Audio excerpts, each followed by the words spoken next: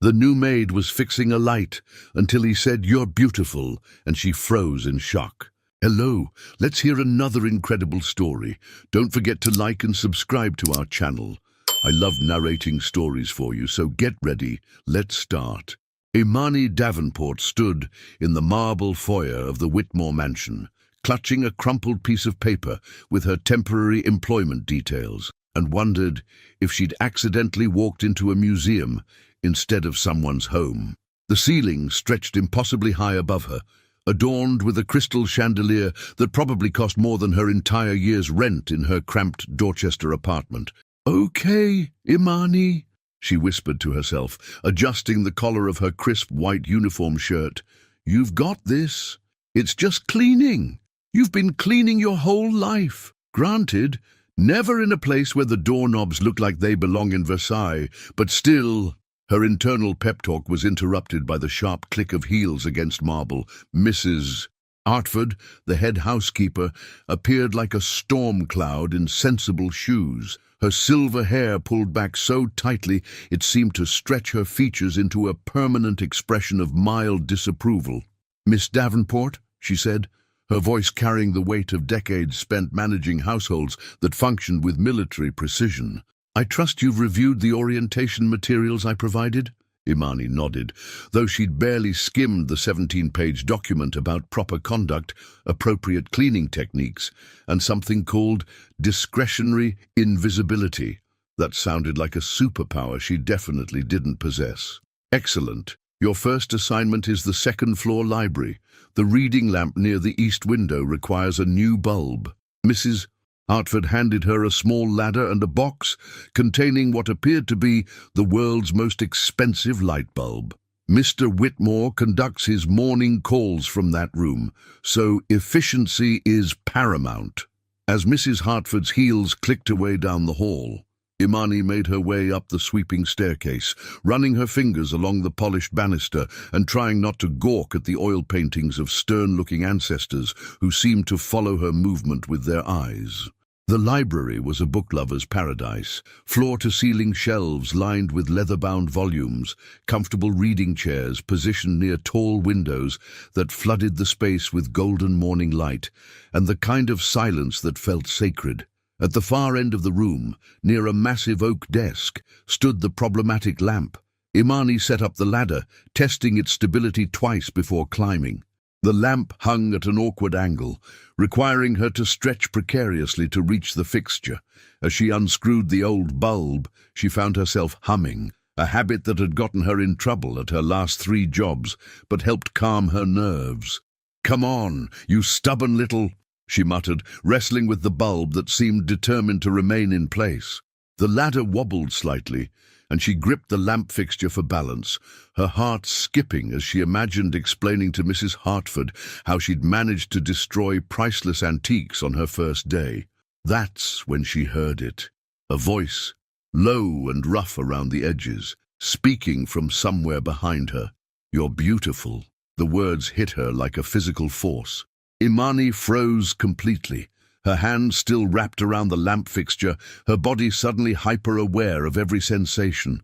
The slight sway of the ladder, the warmth of sunlight streaming through the window, the way her pulse had begun hammering against her throat. Beautiful. The word echoed in her mind as she tried to process what had just happened. In her 28 years, she'd been called many things: spirited, troublesome, too loud, too much. But beautiful wasn't a word that found its way to her very often, especially not delivered in a voice that sounded like aged whiskey and midnight conversations. The old bulb slipped from her suddenly nerveless fingers, falling to the hardwood floor below with a soft crash that sounded thunderous in the library's silence. The ladder swayed dangerously as she turned to look over her shoulder, her movement quick and unthinking. There, standing in the doorway like he'd materialized from one of the oil paintings downstairs, was a man who made her forget how to breathe properly. Tall, with dark hair that looked like he'd been running his fingers through it, wearing a charcoal suit that probably cost more than her car. His eyes, grey like storm clouds, were fixed on her with an intensity that made her feel simultaneously visible and transparent. This had to be Julian Whitmore. She'd seen his photo in the business section of the Globe enough times to recognize the sharp jawline and the way he held himself like he was perpetually posing for a magazine cover. But the photos hadn't captured the way he seemed to fill the entire doorway, or how his presence made the enormous library feel suddenly intimate. She started, then stopped, realizing she was still perched on a ladder, probably looking like a deer caught in headlights. I was just the light bulb. She gestured helplessly at the broken glass on the floor. Julian stepped into the room, moving with the kind of controlled grace that suggested he'd never in his life tripped over his own feet or knocked something over by accident. He glanced at the shattered bulb, then back up at her, and she caught something flickering across his features. Surprise, maybe, or amusement. "Are you hurt?" he asked, and there was genuine concern in his voice that made something warm unfurl in her chest. "No, just startled." She began climbing down the ladder, acutely conscious of his eyes following her movement. "I'll clean this up right away. Mr. Whitmore, I'm sorry about the mess." "Don't apologize," he said quietly. "I'm the one who... I didn't mean to startle you." When her feet touched solid ground, she turned to face him fully, and the impact of his proximity hit her again. He was even more imposing up close, but there was something in his expression, a softness around his eyes that seemed at odds with his corporate reputation. "I'm Imani," she said, extending her hand without thinking, then immediately second-guessing the gesture. Was she supposed to shake hands with her employer? Mrs. Hartford's orientation packet probably covered this. Julian looked at her outstretched hand for a moment before taking it, his fingers warm and slightly rough against hers. "Julian," he replied, though they both knew she already knew who he was. The handshake lasted a beat longer than necessary, and when he released her hand, Imani felt the absence of his touch like a small loss. "I should let you get back to work," he said, but he made no move to leave. "Right, work." The light bulb. She knelt to gather the pieces of broken glass, hyper-aware that he was still watching her. "This is not exactly the first impression I was hoping to make." "On the contrary," Julian said, his voice carrying a note she couldn't quite identify. "I have a feeling you're going to make quite an impression, Imani Davenport." As he finally turned to leave, Imani remained crouched on the floor, holding fragments of glass and wondering how 3 simple words had managed to shatter more than just a light bulb. 3 hours after the light bulb incident, Imani found herself in the mansion's laundry room, staring at what could only be described as a technological marvel disguised as a washing machine. The control panel looked like something NASA might use to launch a satellite, complete with digital displays, 17 different cycle options, and buttons labeled in what she was pretty sure was German. "Okay, fancy machine," she muttered, loading in the first batch of linens. "Let's see what you've got." She pressed what she hoped was the start button, and the machine hummed to life with a satisfied whir. Victory. Maybe she was getting the hang of this whole high-end domestic thing after all. From upstairs, she could hear the low rumble of Julian's voice as he conducted his morning conference calls. The sound seemed to vibrate through the mansion's walls, and she found herself pausing in her work to listen, not to the words, she couldn't make them out anyway, but to the cadence of his speech, authoritative, measured, completely in control. So different from the man who had looked at her with such naked surprise when she'd turned around on that ladder. The memory sent a flutter through her stomach that she determinedly ignored. She had work to do, and Julian Whitmore was her employer, not the subject of her increasingly frequent daydreams, even if he did have the kind of smile that seemed to promise secrets, and the way he'd said her name had made her feel like it was a word worth savoring. "Focus, Imani," she told herself, moving to the next task on Mrs. Hartford's meticulously organized list. "You need this job." The next item was dusting the formal dining room, which turned out to be an exercise in navigating around furniture that probably belonged in a museum. The dining table alone could seat 20 people, surrounded by chairs that looked like they'd been designed for royalty. At the room's center hung another crystal chandelier, this one even more elaborate than the one in the foyer. As she worked, carefully maneuvering her feather duster around delicate crystal drops, she found herself humming again. This time, an old Stevie Wonder song her grandmother used to play while they cleaned house together on Saturday mornings. The melody seemed to bounce off the room's high ceilings, creating an echo that made her smile. "It's signed, sealed, delivered, I'm yours," she sang softly, adding a little shoulder shimmy as she moved around the table. "Stevie Wonder." Imani spun around so quickly she nearly knocked over a priceless-looking vase. Julian stood in the doorway, leaning against the frame with his arms crossed, and for the first time since she'd met him, he looked relaxed. His tie was loosened, his jacket nowhere to be seen, and there was something approaching a smile playing at the corners of his mouth. "Oh, Mr. Whitmore, I didn't hear you come in." She clutched the feather duster to her chest like a shield. "I was just dusting and apparently providing a soundtrack. Sorry about that." "Don't apologize," he said, stepping into the room. "I haven't heard anyone sing in this house well, I can't remember when." There was something almost wistful in his voice that made her tilt her head, studying his face. "You don't like music." "I like music," he said, moving closer. "I just don't often have time for it. My schedule is usually structured." "Structured," she repeated, testing the word. "That sounds exhausting." Julian's eyebrows rose slightly, as if no one had ever suggested that his carefully ordered life might be tiring. "It's efficient." "Efficient," Imani said, nodding sagely. "But is it fun? Fun isn't really the point. Maybe that's the problem." The words slipped out before she could stop them, and she immediately wanted to take them back. Here she was, on her first day, basically telling her boss that his entire approach to life was wrong. This was exactly the kind of thing that had gotten her fired from her last job, when she'd laughed out loud during a meeting because her supervisor had spent 20 minutes discussing the strategic implications of office supply procurement. But instead of looking offended, Julian seemed genuinely curious. "What do you mean?" Imani set down the feather duster, weighing her words carefully. "I just think maybe life isn't supposed to be all about efficiency.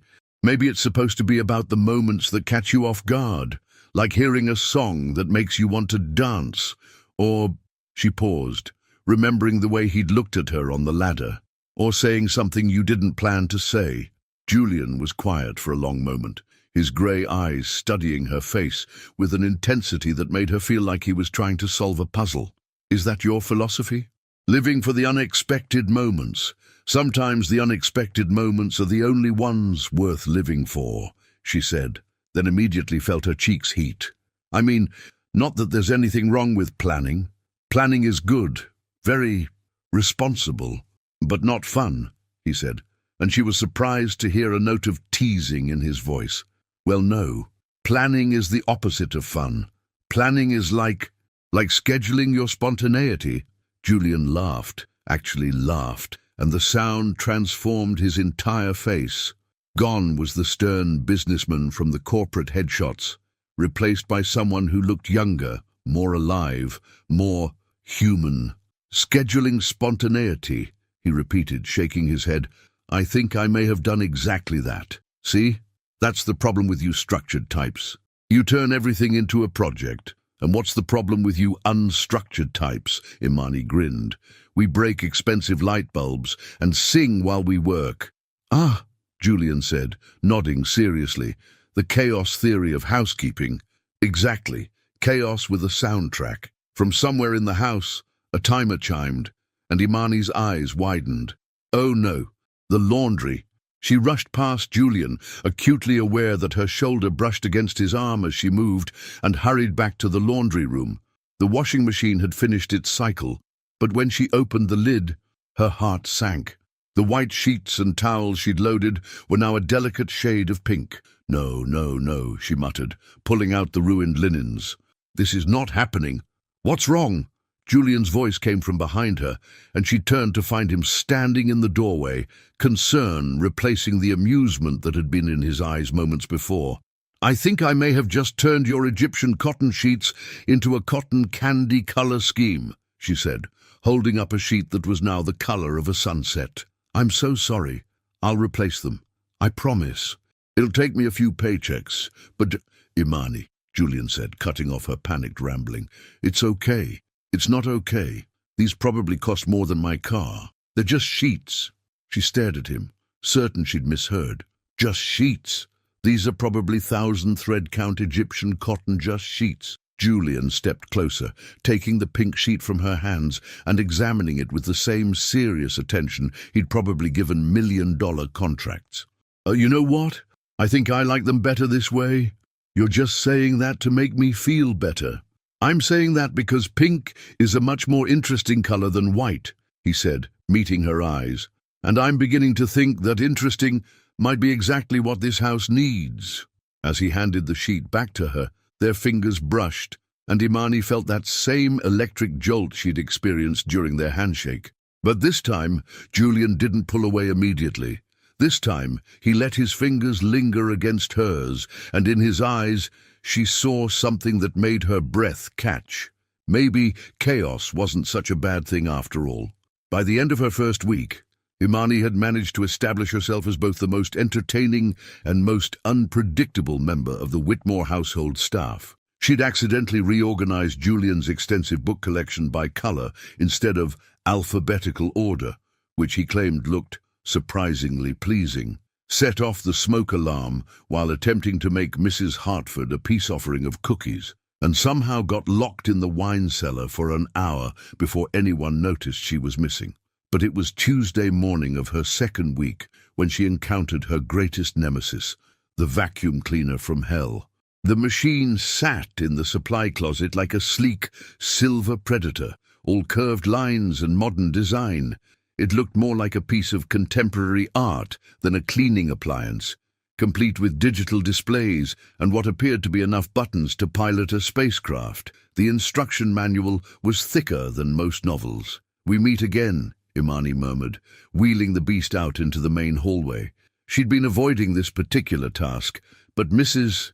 Hartford had finally cornered her with a pointed look and a reminder that the oriental rugs wouldn't clean themselves.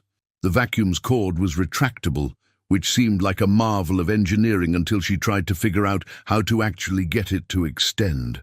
After several minutes of button pressing and mild cursing, she managed to uncoil enough cord to reach the nearest outlet. The machine roared to life with a sound like a jet engine preparing for takeoff. "Holy!" Imani jumped backward as the vacuum seemed to lurch forward on its own, pulling her along like an overeager dog on a leash. Okay, we're going to work together here. No need to get aggressive." From his study down the hall, she could hear Julian on another conference call, his voice carrying that familiar tone of controlled authority. She tried to move the vacuum quietly, but the machine had apparently been designed by someone who believed that cleanliness required the sound level of a construction site. She managed to make it halfway across the Persian rug when the vacuum suddenly stopped responding to her guidance entirely. Instead of following her direction, it seemed to develop a mind of its own, careening toward the antique side table that held what looked like a very expensive lamp. No. Imani threw herself after the rebellious machine, managing to grab it just before it could commit what would undoubtedly be a fireable offense. The sudden stop sent her stumbling forward, and she found herself in an undignified tangle with the vacuum cord. "And is everything all right out there?" Julian's voice came from much closer than expected, and Imani looked up from her position on the floor, somehow wrapped in vacuum cord like a Christmas present, to find him standing in the hallway, phone pressed to his ear, eyebrows raised in what might have been concern or amusement. "Just me and my new best friend here having a philosophical disagreement about the nature of carpet cleaning," she said, attempting to unwrap herself with as much dignity as possible while Julian watched. "I'll have this under control in just a—" The vacuum chose that moment to spring back to life, apparently activated by her accidental contact with one of its many mysterious buttons. It lurched forward again, dragging her several feet across the marble floor before she managed to find what she hoped was the off switch. Blessed silence fell over the hallway. Julian was speaking quietly into his phone. Gentlemen, I'm going to need to call you back in 10 minutes. Something requires my immediate attention. He ended the call and slipped the phone into his pocket, his full attention now focused on Imani. "And you know," he said, moving closer and extending a hand to help her up, "most people find that vacuum quite user-friendly.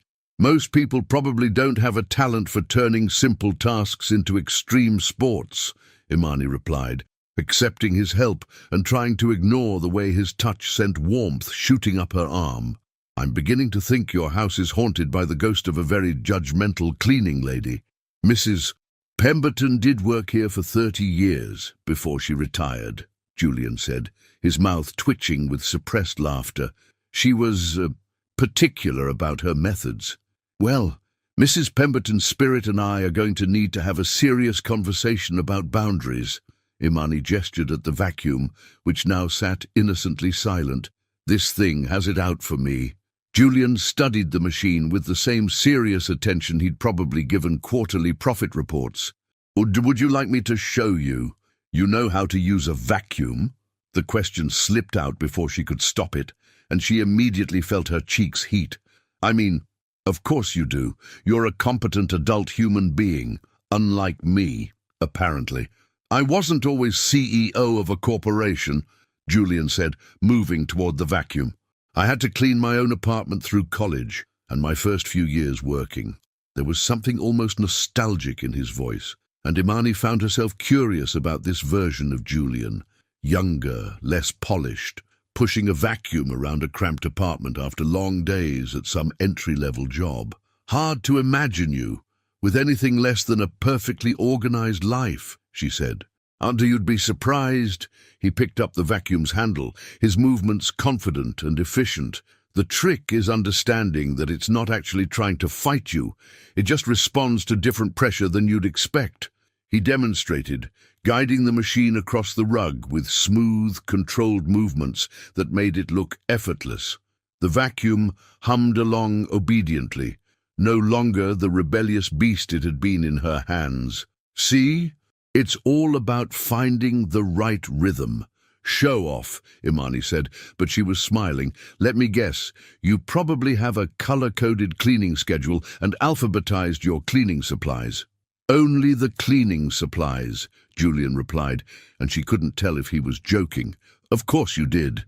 She moved closer, ostensibly to watch his technique, but really because she found herself drawn to his presence in a way that was becoming harder to ignore.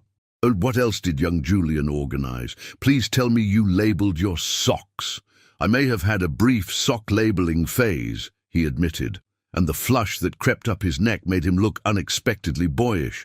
"Oh my God, you really did!" Imani laughed, delighted by this glimpse into his carefully controlled personality. "What else?" "Come on, confession time." Julian paused in his vacuuming, and for a moment she thought he might actually share more of these endearing details about his past. But then his phone buzzed, and she saw him glance at it with the reflexive attention of someone whose entire life was governed by schedules and obligations. "I should get back to my call," he said, but he made no immediate move to leave. "Right, important business things." Imani took the vacuum handle from him, their fingers brushing in the exchange. "Thank you for the lesson. I promise to try to maintain diplomatic relations with the vacuum from now on." "Imani," Julian said, his voice carrying a note she couldn't quite identify, "if you need help with anything else, any of the equipment, or are you offering to teach me how to use the coffee machine next?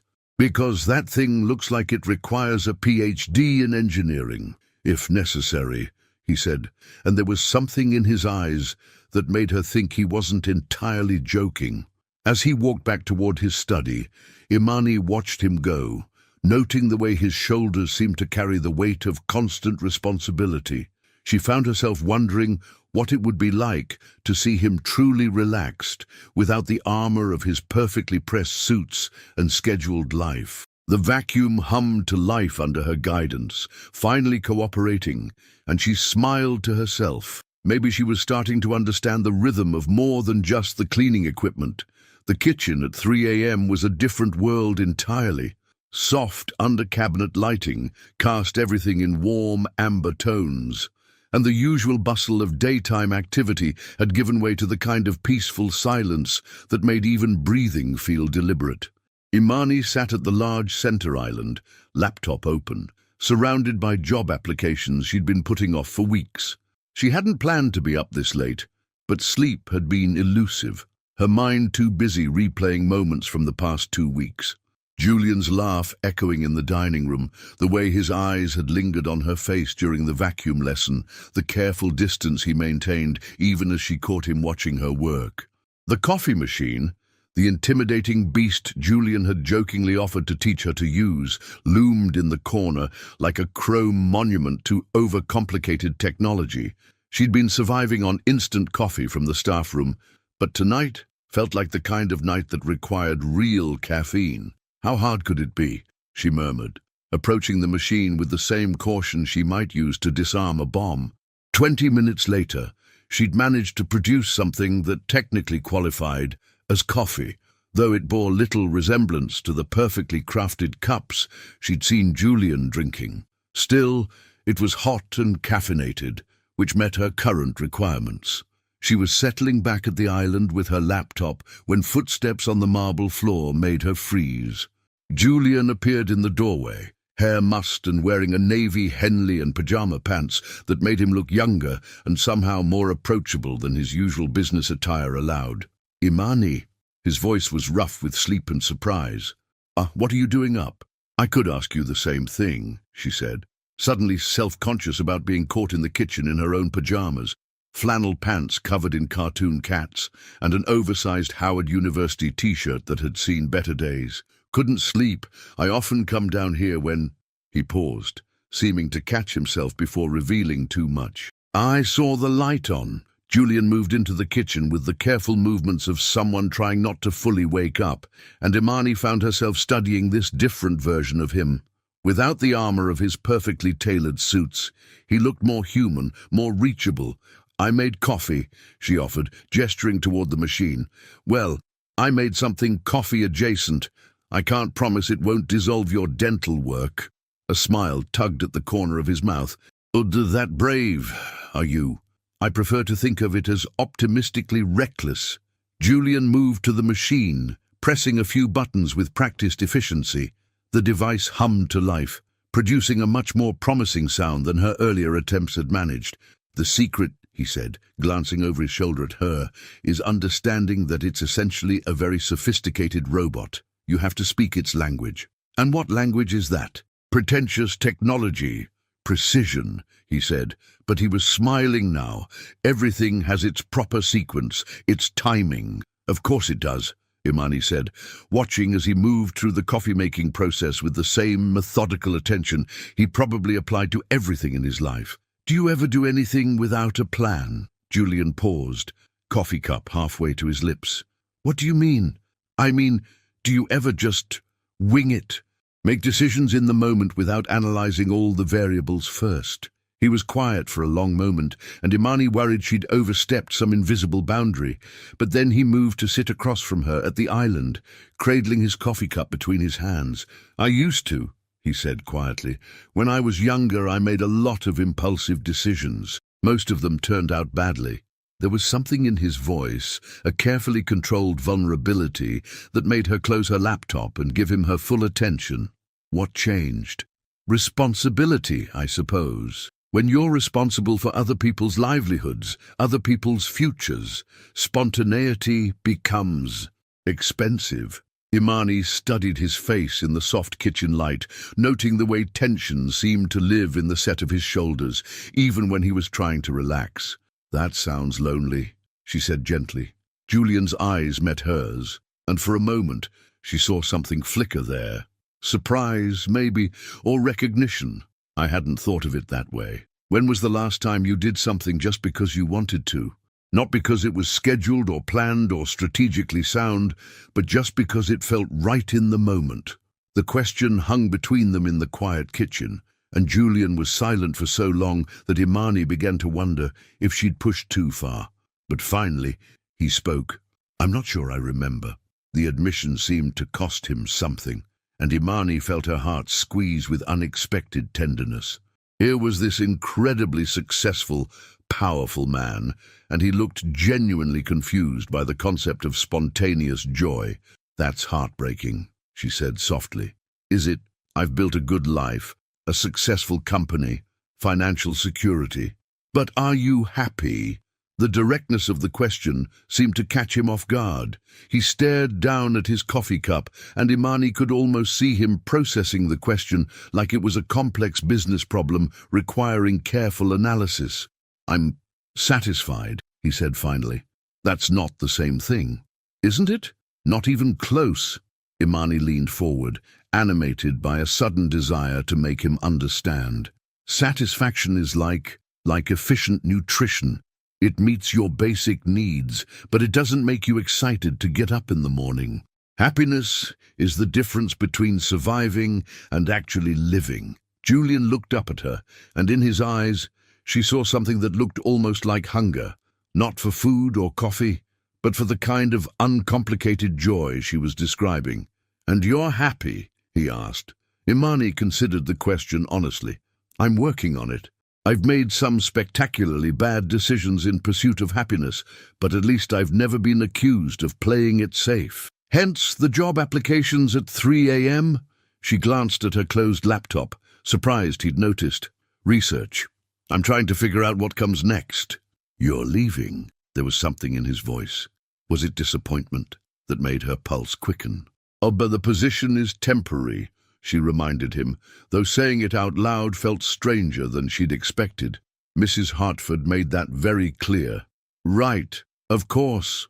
Julian's expression seemed to close off slightly, and she felt the loss of that momentary openness like a physical thing. They sat in comfortable silence for a few minutes, drinking their coffee and existing in the peaceful bubble of the quiet kitchen. Finally, Julian spoke again.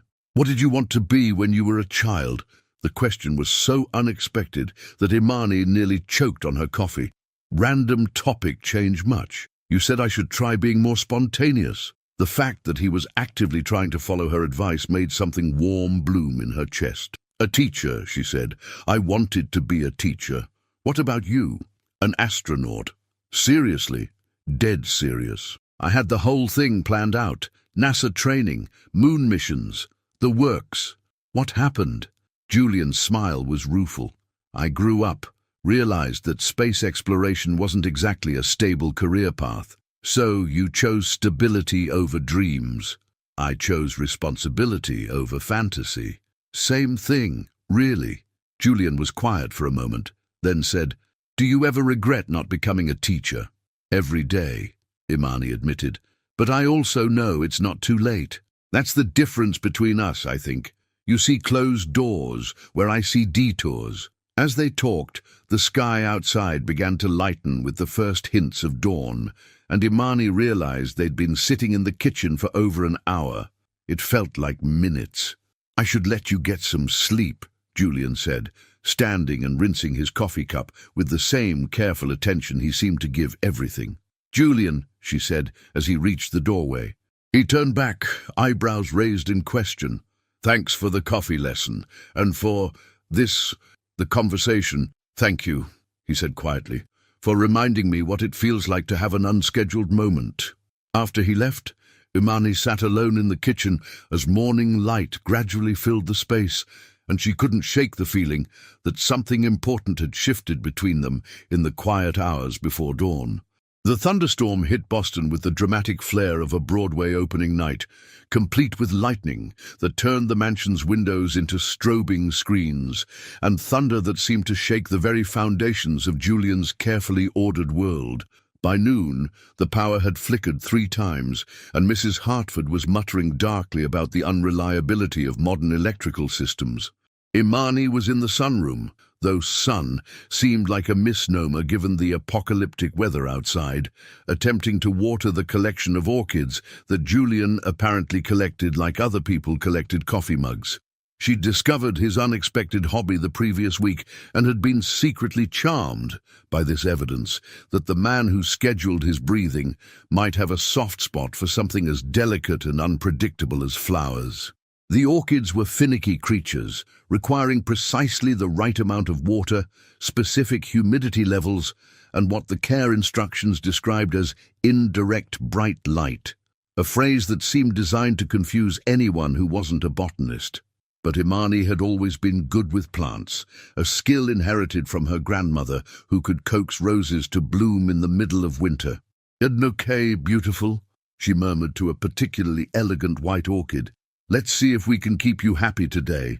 The sound of approaching footsteps made her look up to find Julian standing in the doorway, and her heart did that now familiar skip that seemed to happen whenever he appeared unexpectedly. He was holding a tablet and wearing the slightly frazzled expression of someone whose perfectly planned day had been derailed by Mother Nature. "Did the storm knock out the internet?" he said without preamble. "My conference call was cut off mid-sentence, and I have 3 presentations to review before tomorrow." "That's terrible," Imani said, though privately she thought it might be the best thing that had happened to him in months.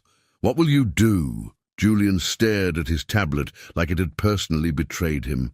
"I'm not sure. I could drive to the office, but the roads—" As if summoned by his words, another crack of thunder shook the house, and rain lashed against the sunroom's glass walls with renewed intensity. "Yeah, I don't think you're driving anywhere in this," Imani said. "Looks like you're stuck here, with nothing to do." The horror on his face at the concept of unstructured time would have been comical if it wasn't so genuinely distressing to him. "I could reorganize my files," he said, already moving toward what Imani had come to recognize as his default crisis mode, finding something productive to control. "Or," she said, setting down the watering can and turning to face him fully, "you could try something revolutionary." "Which is?" "Nothing." Julian blinked at her like she'd suggested he juggle fire. "Nothing. Nothing. Just exist. Enjoy the storm. Watch the rain. Maybe even, and I know this is going to sound crazy, relax." "I don't really know how to relax." The admission was so honest and vulnerable that Imani felt something squeeze tight in her chest. Here was this incredibly successful man, and he looked genuinely lost at the prospect of having an unscheduled hour. "Lucky for you," she said, moving closer. "I'm an excellent teacher." "I thought you said you weren't a teacher." "I said I wasn't a teacher yet." "There's a difference." Another flash of lightning illuminated the sunroom, followed immediately by thunder that seemed to roll on forever. The rain was coming down so hard now that the world outside had become a blur of grey and green. "It's beautiful," Imani said, moving to stand near the wall of windows. "It's chaos," Julian replied, but he moved to stand beside her. "The same thing, sometimes." They stood in comfortable silence for a few minutes, watching the storm rage outside. Imani was acutely aware of Julian's presence beside her, the warmth radiating from his body, the way he smelled like expensive cologne and something uniquely him, the careful way he held himself even when trying to relax. "When I was little," she said quietly, "my grandmother used to take me out in storms like this. We'd dance in the rain until we were soaked through, then come inside for hot chocolate and terrible movies. Weren't you afraid of getting struck by lightning?" "Terrified," Imani laughed. "But Grandma said fear was just excitement wearing a disguise. She said if you let fear make all your decisions, you'd miss out on all the best parts of being alive." Julian was quiet for a long moment. "She sounds like a wise woman." She was. "She's also the one who taught me that happiness isn't something that happens to you. It's something you choose to create, even when everything around you is falling apart." "Is that what you're doing here, creating happiness?" The question caught her off guard with its directness. She turned to look at him, finding his grey eyes fixed on her face with an intensity that made her breath catch. "I'm trying to," she said honestly. "What about you? Are you happy here? In your perfectly organized life?" "I was content," Julian said slowly. Before what? Before you arrived and started asking questions, I don't know how to answer." The honesty in his voice made something flutter in her stomach. They were standing closer now, close enough that she could see the flecks of blue in his grey eyes, close enough to notice the way his breathing had changed. "Maybe," she said softly. "The point isn't to know the answers. Maybe the point is to be brave enough to ask the questions." Lightning flashed again, and in the brief, brilliant illumination, Julian's face was stark with something that looked like longing. When the thunder came, it seemed to shake something loose in him. "Imani," he said, her name rough on his lips. "I—" The lights went out. Complete darkness enveloped the sunroom, broken only by the intermittent flashes of lightning outside. In the sudden intimacy of the blackout, Imani could hear Julian's breathing, could sense his presence in the darkness. "Well," she said, her voice sounding unnaturally loud in the quiet, "I guess this is what your grandmother would call an adventure. My grandmother would have called this poor electrical infrastructure and inadequate backup systems." Imani laughed, and the sound seemed to break some of the tension. "Your grandmother sounds like she and mine would have gotten along famously. They both believed in being prepared for anything. The difference is, mine believed in dancing through the chaos." Another flash of lightning illuminated Julian's face, and in that brief moment, Imani saw something shift in his expression. "Teach me," he said quietly. "Teach you what?" "To dance through the chaos." Before she could overthink it, before she could analyze the wisdom of what she was about to do, Imani reached out in the darkness and found his hand. His fingers were warm and slightly rough, and when he squeezed gently, she felt something electric that had nothing to do with the storm outside. "The first rule," she said, pulling him gently away from the windows, "is that there are no rules. Just move." "I don't hear any music." "Then make some." And in the darkness of the sunroom, with lightning flashing outside and thunder providing a dramatic soundtrack, Imani began to hum. It was the same Stevie Wonder song she'd been singing when Julian first heard her, and after a moment she felt him begin to move with her. They swayed together in the darkness, not really dancing but not quite standing still either, and Imani thought that maybe this was what happiness felt like, not the explosive joy of big moments, but the quiet contentment of being exactly where you belonged, even when the lights went out, especially when the lights went out. The morning after the storm dawned crystal clear, as if nature was apologizing for the previous day's dramatics.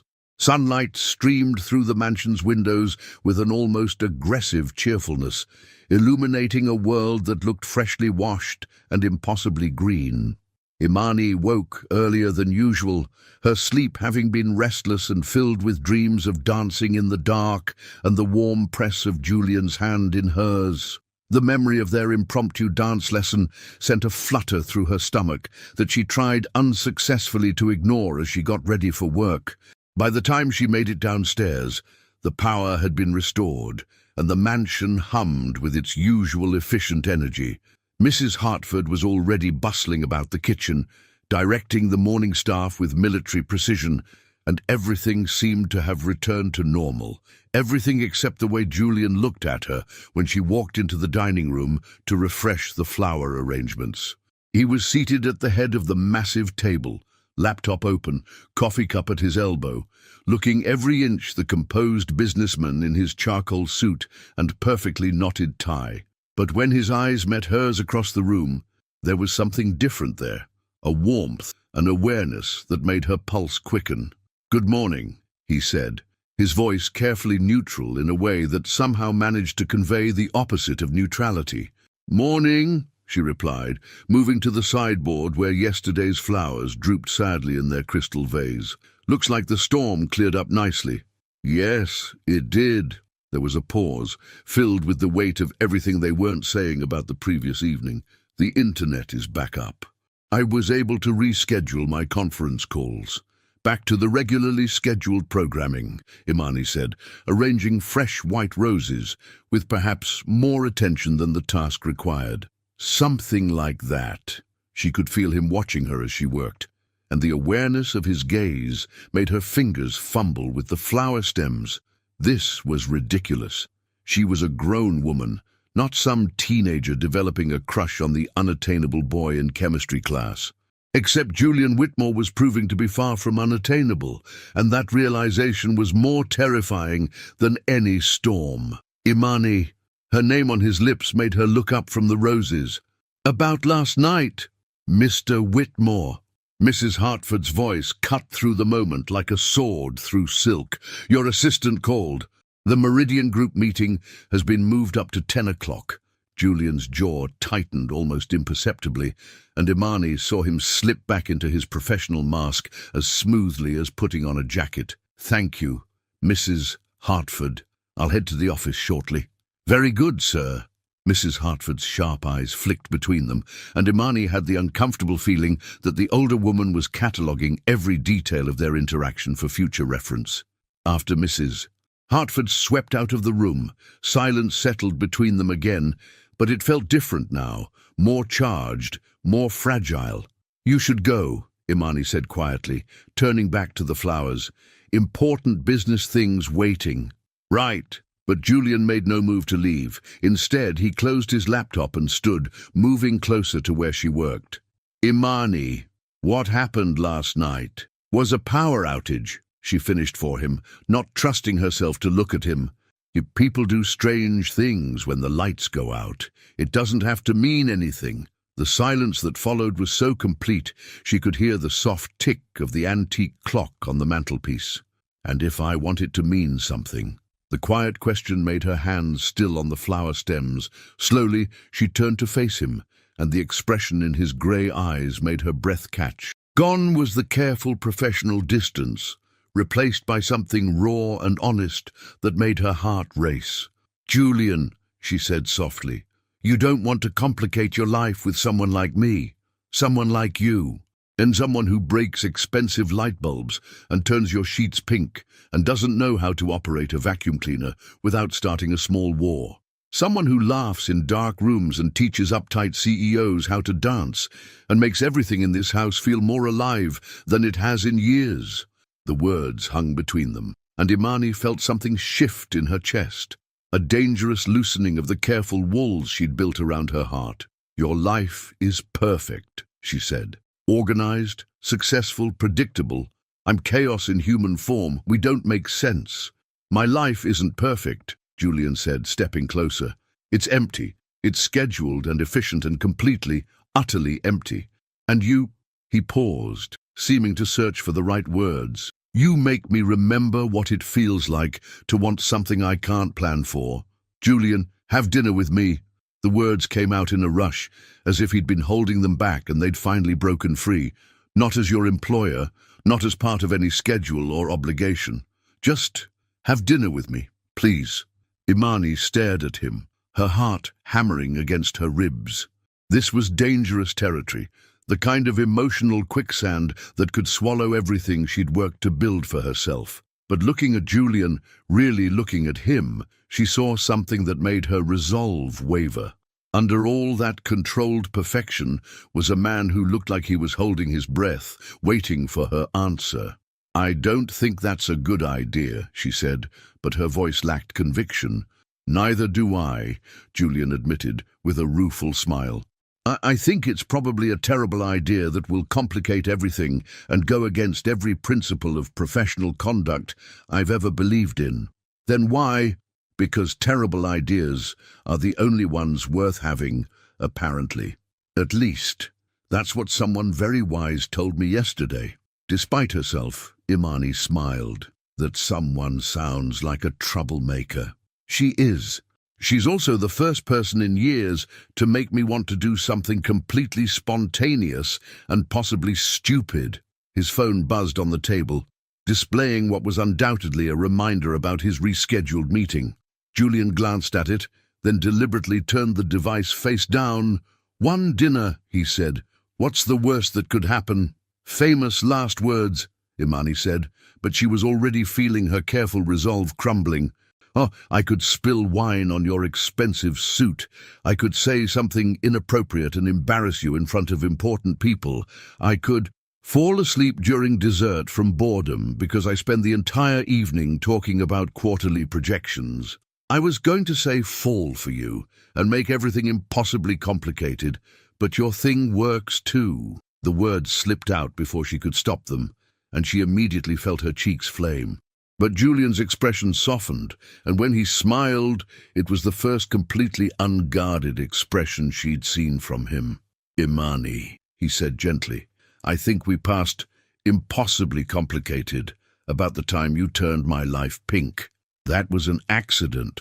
The best things usually are." His phone buzzed again, more insistently this time, and Julian sighed. "I really do have to go." "I know, but dinner. Tonight. Will you think about it?" Looking at him, this successful, put-together man who was asking her to dinner like a nervous teenager, Imani felt something dangerous and wonderful unfold in her chest.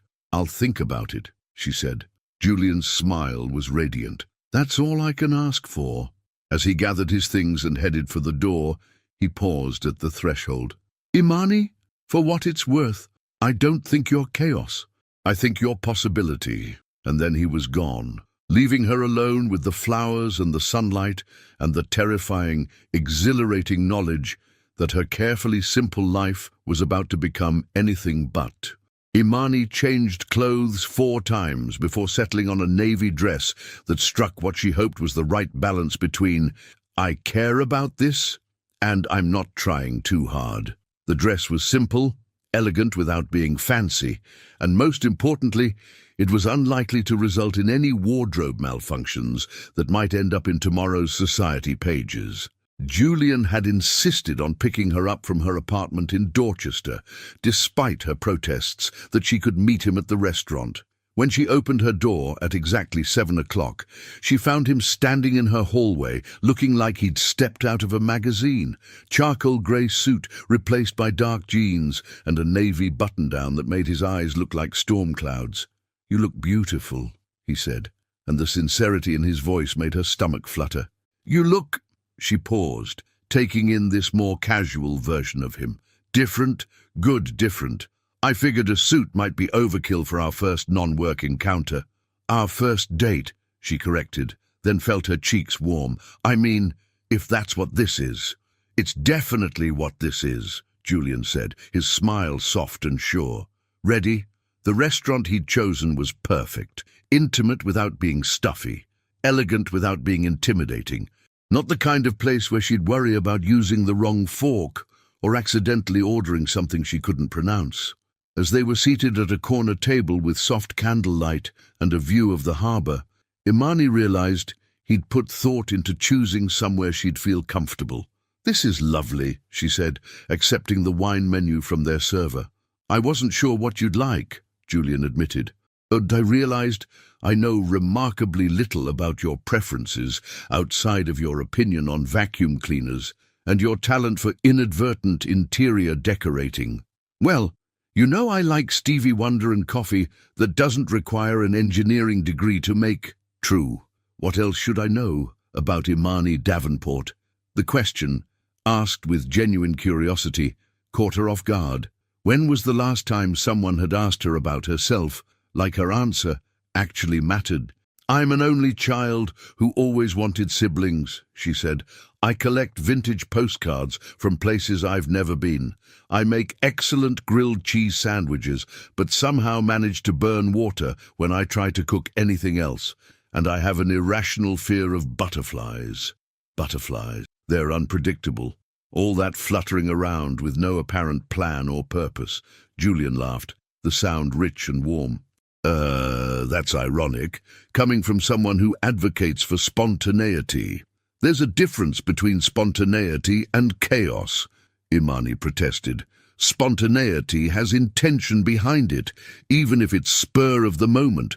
Butterflies are just random." "I think you might be overthinking butterflies," says the man who probably has his socks organized by color. "Actually, I switched to organizing them by fabric weight after our conversation about sock labeling. Much more practical."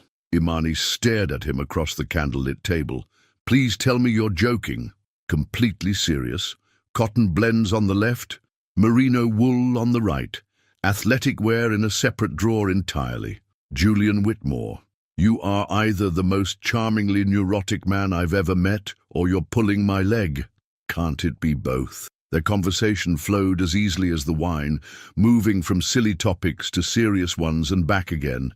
Julian told her about his childhood in Connecticut, the pressure of living up to family expectations, and his father's disappointment when he chose business school over law. Imani shared stories about growing up with her grandmother after her parents died, the string of odd jobs that had led her to his doorstep, and her dream of eventually going back to school. "Teaching," Julian said when she mentioned her long-term plans. "You'd be good at it. What makes you say that? You made me understand the difference between satisfaction and happiness in a single conversation. You taught me to use a vacuum cleaner without making me feel incompetent, and you somehow convinced me that pink sheets were an improvement." He paused, swirling his wine. "You have a gift for making people see things differently. Maybe I just have a gift for causing trouble. Maybe that's the same thing." As the evening progressed, Imani found herself studying this version of Julian, relaxed, funny, surprisingly self-deprecating. Without the armor of his business persona, he was warmer, more accessible, and devastatingly attractive in a way that made her heart race. "Can I ask you something?" she said, as they shared dessert. "Anything. What made you ask me to dinner? Really?" Julian was quiet for a moment, considering his answer. "Honestly, you scare me." "I scare you?" Imani laughed. "I'm the least scary person on the planet. I'm afraid of butterflies. Remember? You scare me because you make me want things I didn't know I was missing," he said quietly. "You walk into a room and suddenly everything feels more colorful, more alive, more worth paying attention to. I've spent so long focusing on building something secure and predictable that I forgot what it felt like to want something just because it makes me happy." The honesty in his voice made her chest tight. "And I make you happy." Terrifyingly so.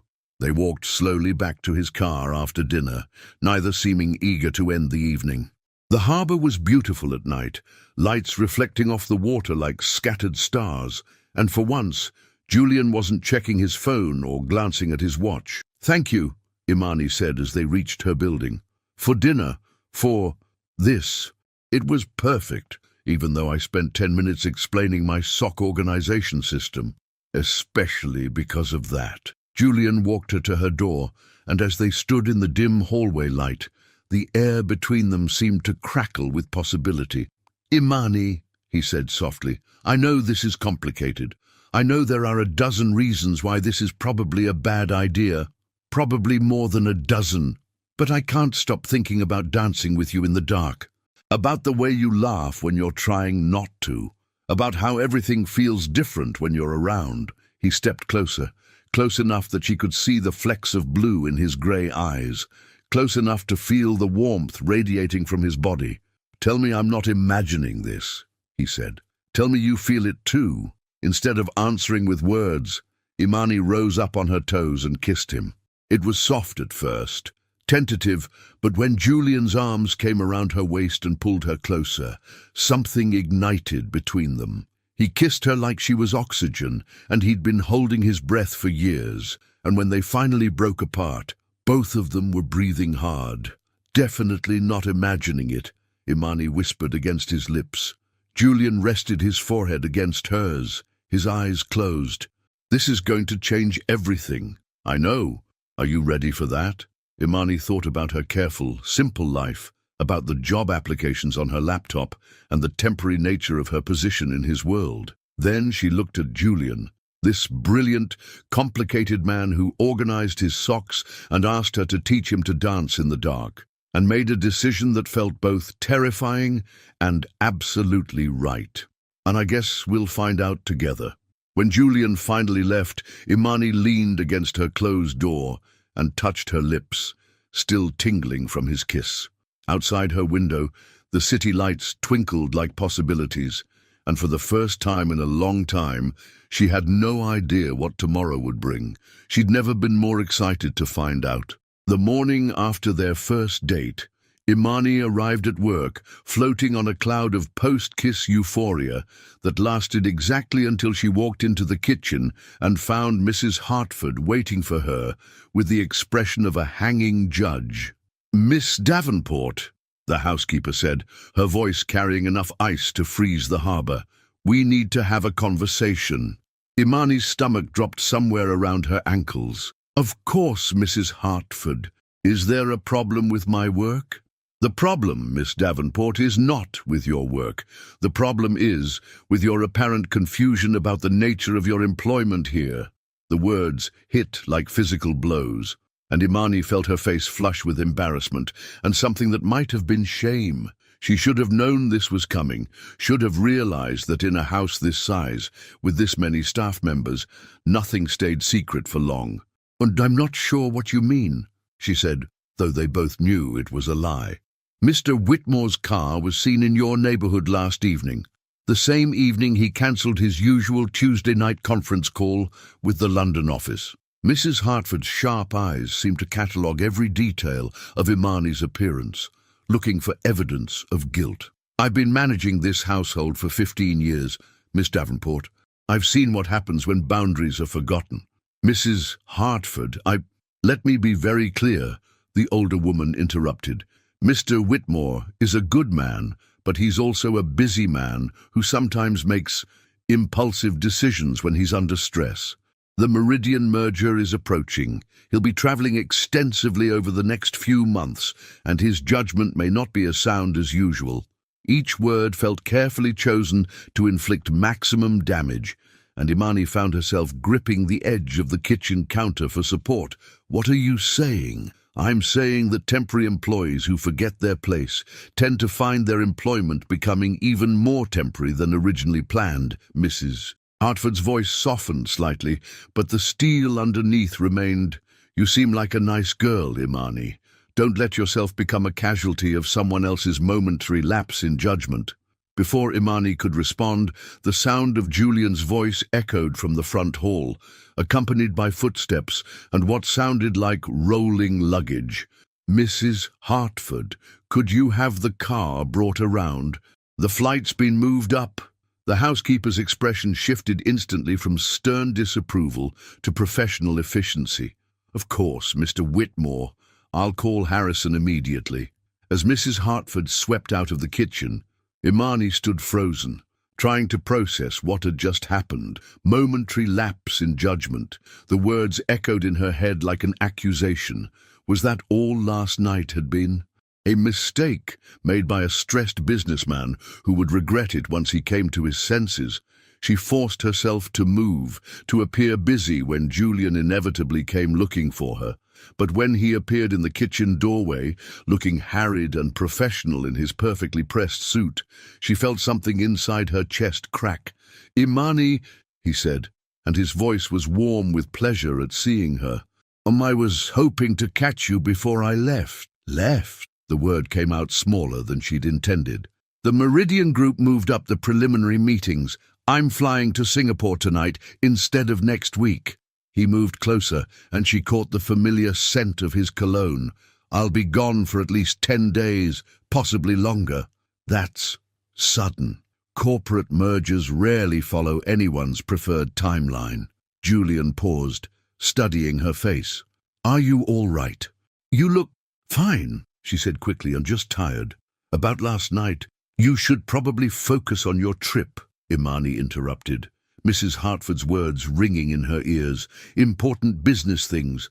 Julian's expression shifted, confusion replacing warmth. "Imani, what's wrong?" "Nothing's wrong. You have a flight to catch, and I have work to do." She turned away from him, busying herself with reorganizing already organized cleaning supplies. "Have a safe trip, Mr. Whitmore." The formal address hung between them like a wall, and she heard Julian's sharp intake of breath. "Mr. Whitmore, since when do you—" He stopped, and when he spoke again, his voice was careful, controlled. "Did something happen? Did someone say something to you?" "Like what?" "Like anything. About us." "About last night." The vulnerability in his voice made her want to turn around, to throw herself into his arms and forget everything Mrs. Hartford had said. But the older woman's words echoed too loudly. Momentary lapse in judgment, temporary employee. "Don't let yourself become a casualty." "There is no you see," she said quietly. "Last night was nice, but you're you, and I'm me, and we both know this can't go anywhere." The silence that followed was so complete she could hear the kitchen clock ticking, counting down the seconds until her heart finished breaking. "I see," Julian said finally, his voice stripped of all emotion. "Well, thank you for clarifying." "Julian, Mr. Whitmore," he corrected coldly. "Odd if we're returning to formalities." She heard his footsteps retreat, heard the front door slam, heard the car pull away from the circular drive. Only then did she allow herself to turn around, to lean against the counter and slide slowly to the floor as the tears she'd been holding back finally spilled over. Mrs. Hartford found her there 20 minutes later, sitting on the kitchen floor with her knees drawn up to her chest, crying like her heart was breaking. "Because it was, oh child," the housekeeper said, her voice gentler than Imani had ever heard it. "I'm sorry, but it's better this way. Trust me." "Is it?" Imani asked through her tears. "Because it doesn't feel better. It feels like I just threw away the best thing that's ever happened to me. Sometimes the best things are the ones that hurt us most if we're not careful." Mrs. Hartford sat down on the floor beside her, an action so unexpected that Imani stopped crying in shock. "I've seen too many girls like you get their hearts broken by men like him, not because he's cruel, but because his world and yours, they don't fit together easily. He said I made him happy. I'm sure you do. But happiness and compatibility aren't the same thing, dear. And when the novelty wears off, when the real world intrudes, that's when people get hurt." Imani wiped her eyes with the back of her hand. "So what am I supposed to do? Pretend last night never happened? You're supposed to remember that you're stronger than this, that you came here to work, to save money, to build something better for yourself. Don't let a pair of pretty grey eyes derail those plans." As Mrs. Hartford helped her to her feet and handed her a tissue, Imani felt something harden inside her chest. Maybe the older woman was right. Maybe she had been fooling herself, thinking that someone like Julian could really want someone like her for more than a momentary distraction. "He'll be gone for 10 days, Mrs. Hartford said gently. "Use that time to remember who you are without him." Nodding, Imani straightened her shoulders and wiped the last of the tears from her cheeks. 10 days to get her heart back under control. 10 days to remember that Julian Whitmore was her employer, not her future. 10 days to figure out how to stop loving someone who had probably already forgotten her name. As she returned to her duties, moving through the mansion like a ghost, Imani tried not to think about the way Julian had said her name that morning, like it was something precious. Tried not to remember the warmth in his eyes or the careful way he'd kissed her goodnight. Tried not to wonder if she'd just made the biggest mistake of her life. 10 days without Julian felt like 10 years. Imani moved through the mansion like a woman underwater, performing her duties with mechanical precision while her heart remained stubbornly, painfully absent. The house seemed larger somehow, echoing with his absence in ways that made her chest ache every time she passed his empty office or caught sight of his unused coffee cup in the kitchen. On day 11, she found herself in his study, ostensibly dusting but really just absorbing the space that still smelled faintly of his cologne. The orchids in the sunroom had begun to droop despite her careful attention, as if they too were mourning his absence. She'd caught herself staring at her phone countless times, hoping for a message that never came. Mrs. Hartford had been kinder these past days, bringing her tea and making gentle conversation, but Imani could see the relief in the older woman's eyes, relief that the situation had been handled before it could become more complicated. It was while she was watering the orchids that she heard the front door slam with enough force to rattle the windows. Julian was back. Her hands trembled as she set down the watering can, and she pressed her palms against her thighs to steady them. She could hear his voice in the front hall, clipped and professional as he spoke to Mrs. Hartford about schedules and correspondence. He sounded tired, frustrated, and completely uninterested in small talk. Imani forced herself to continue her work, even as every cell in her body screamed for her to run to him, to ask about his trip, to see if the distance had been as hard for him as it had been for her. 20 minutes later, he appeared in the sunroom doorway. He looked awful. His usually immaculate hair was disheveled, his shirt wrinkled, and there were dark circles under his eyes that spoke of too little sleep and too much stress. But it was the careful blankness in his expression that made her heart clench. "Miss Davenport," he said formally, "Mrs. Hartford mentioned you've been taking care of the orchids." "Yes, sir." The words felt like glass in her throat. "Thank you.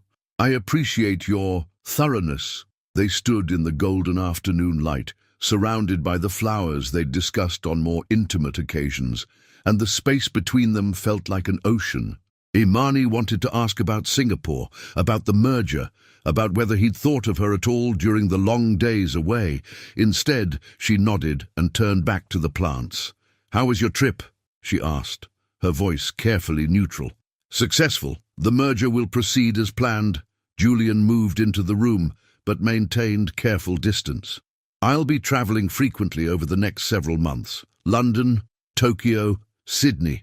The integration process is complex." "That sounds exciting. International business and all." "Exciting isn't the word I'd use." Something in his tone made her look up, and for just a moment she saw past his professional mask to the exhaustion underneath. He looked like a man running on empty, going through the motions of a life that no longer fit properly. "Are you happy?" The question slipped out before she could stop it, echoing their conversation from that first night in the kitchen. Julian's jaw tightened. "Happiness is a luxury I can't afford right now, Miss Davenport.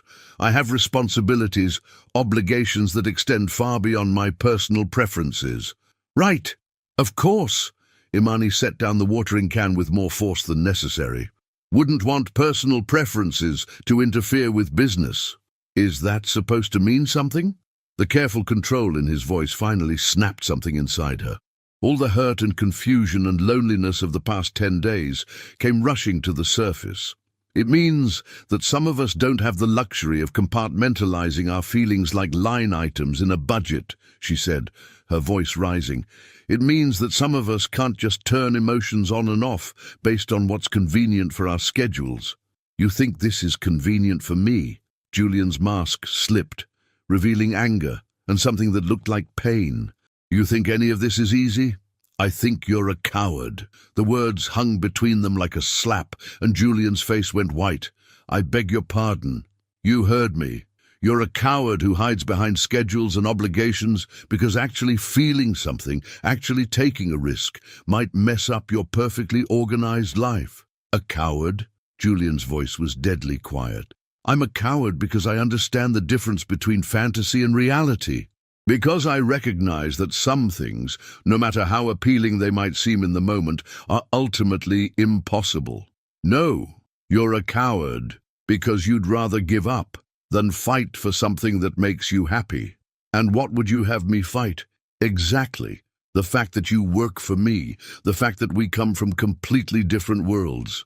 The fact that this entire situation is a recipe for disaster that could destroy both our careers. I'd have you fight for me." The words exploded out of her, raw and desperate. "I'd have you fight for us, for what we could be if you'd just stop being so terrified of what might go wrong and start thinking about what might go right." Julian stared at her, his breathing harsh, and for a moment she thought she saw something crack in his armor. But then his phone buzzed, and the moment shattered. He glanced at the device automatically, and Imani saw the exact second he retreated back into his safe, controlled world. "I have a conference call," he said, his voice empty. "Please finish with the orchids and then help Mrs. Hartford with the evening preparations. I'll be dining out tonight." "Julian." "Mr. Whitmore," he corrected without looking at her. "And I think it would be best if we maintained appropriate professional boundaries going forward, Miss Davenport. Clearly, we both allowed our judgment to become compromised." The clinical term felt like a knife between her ribs. Compromised, as if what they'd shared was a malfunction rather than something beautiful. "Fine," she said, her voice flat. "Professional boundaries. Got it." Julian paused at the doorway, his back to her. "Imani." "Miss Davenport," she corrected coldly. "If we're being professional." He left without another word. and Imani sank into one of the wicker chairs, staring at the orchids through a blur of tears. Around her, the sunroom felt hollow, emptied of all the warmth and possibility that had once made it feel magical. She pulled out her phone and scrolled to the draft email she'd been working on for days, her formal resignation, typed and retyped, but never sent. Her finger hovered over the send button. Maybe Mrs. Hartford was right. Maybe some things were impossible, no matter how much you wanted them. Maybe it was time to stop fighting for someone who had already decided she wasn't worth the battle.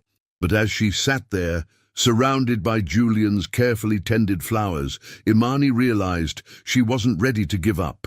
Not yet. Not when she could still see glimpses of the man who had danced with her in the dark, who had told her she made him want things he didn't know he was missing. There had to be a way to make him remember that some things were worth fighting for, even if it meant risking everything to try. The resignation letter sat on Julian's desk for 3 days before he found it, buried beneath a stack of merger documents and quarterly reports. The pink paper, of course she'd used pink paper, seemed to glow against the mahogany surface, and when he unfolded it, her handwriting greeted him like a punch to the gut. "Dear Mr. Whitmore, please accept this as my formal notice of resignation from my position as temporary household staff. My last day will be Friday. Thank you for the opportunity. Sincerely, Imani Davenport, P.S. The orchids need water twice a week, not 3 times. I think I was overcompensating." Julian stared at the note, his chest tightening with something that felt like panic.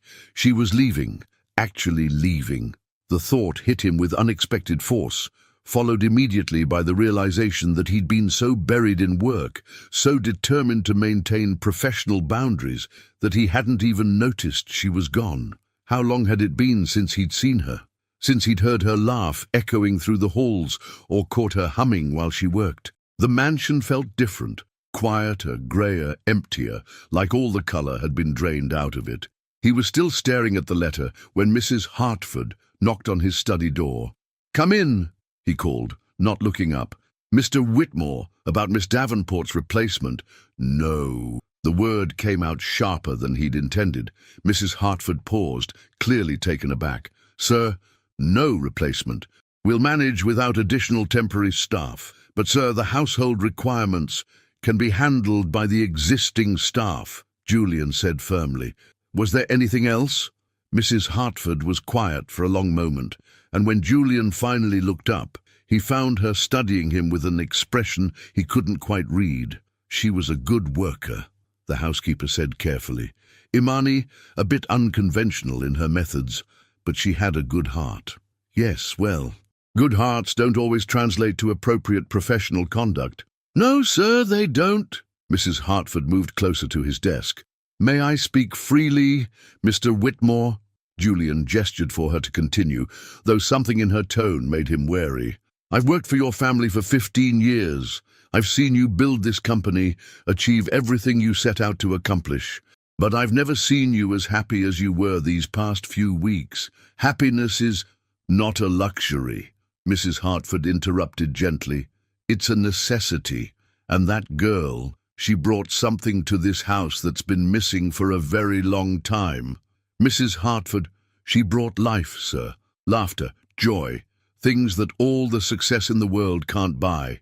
The older woman's voice softened. "And I thought I was protecting you both by encouraging her to maintain distance. But perhaps some risks are worth taking." Julian set down the resignation letter, his hands not quite steady. "It's too late. She's made her choice." "Has she? Or did she make the choice she thought you wanted her to make?" The question hit like a physical blow, and Julian felt something crack open in his chest. Had he pushed Imani away so thoroughly that she'd given up on them entirely? Had his fear of complication, of messiness, of anything that couldn't be controlled and scheduled, cost him the best thing that had ever happened to him? "Where is she?" he asked quietly. "In her room, packing." "But, sir..." Julian was already moving, taking the stairs 2 at a time. He'd been an idiot, a coward, just like she'd said. He'd been so afraid of disrupting his carefully ordered life that he'd forgotten what it felt like to actually live. he found Imani's door ajar, soft music drifting out into the hallway. When he peered inside, his breath caught. She was dancing, not the careful, self-conscious swaying they'd shared in the dark sunroom, but real dancing, spinning and twirling around her small room with complete abandon, headphones on, a glass of what looked like orange juice in one hand. Her hair was loose around her shoulders, and she was wearing jeans and a Howard University t-shirt that made her look young and free and absolutely beautiful. This was Imani in her natural element, unguarded, unself-conscious, completely alive. And he'd almost lost her because he was too afraid to embrace the chaos she brought to his ordered world. Julian knocked on the doorframe, and Imani spun around, her eyes widening when she saw him. She pulled off her headphones, and the music that had been soundtrack to her private dance party spilled into the room. Mr. Whitmore, I didn't expect—" "Dance with me," he said. "What?" "Dance with me, please." Imani stared at him like he'd lost his mind. "I don't understand." "I'm a coward," Julian said, stepping into her room uninvited. "You were absolutely right.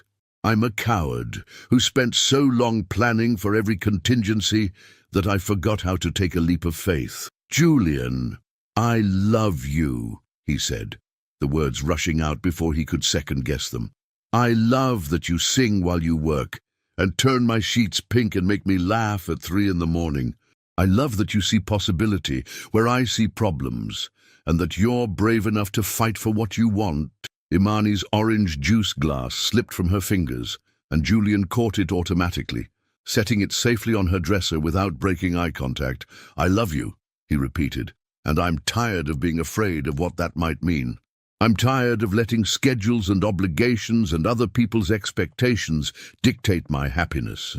"What are you saying?" "I'm saying don't leave. I'm saying stay, not as my employee, but as my partner in making this life less planned and more lived." Julian reached for her hands, and when she didn't pull away, he felt hope unfurl in his chest. "As I'm saying, teach me to dance through the chaos, because I've realized that chaos with you is better than order without you." Imani's eyes filled with tears, but she was smiling. "That might be the most romantic thing anyone's ever said to me. Does that mean you'll stay?" Instead of answering, Imani reached for her phone and turned up the music. Then she stepped into his arms, and Julian felt like he could breathe properly for the first time in weeks. They danced in her small room, surrounded by half-packed suitcases and sunlight streaming through the windows, and Julian realized this was what happiness felt like. Not the distant satisfaction of achieved goals, but the immediate joy of being exactly where you belonged. "So what happens now?" Imani asked as they swayed together. "Now we figure it out as we go," Julian said, spinning her around and catching her again. "Oh, no plans, no schedules, no predetermined outcomes, just us, making it up as we go along." "That sounds terrifying." "Terrifyingly perfect." As Stevie Wonder's voice filled the room, singing about being signed, sealed, and delivered, Julian kissed Imani and tasted possibility on her lips.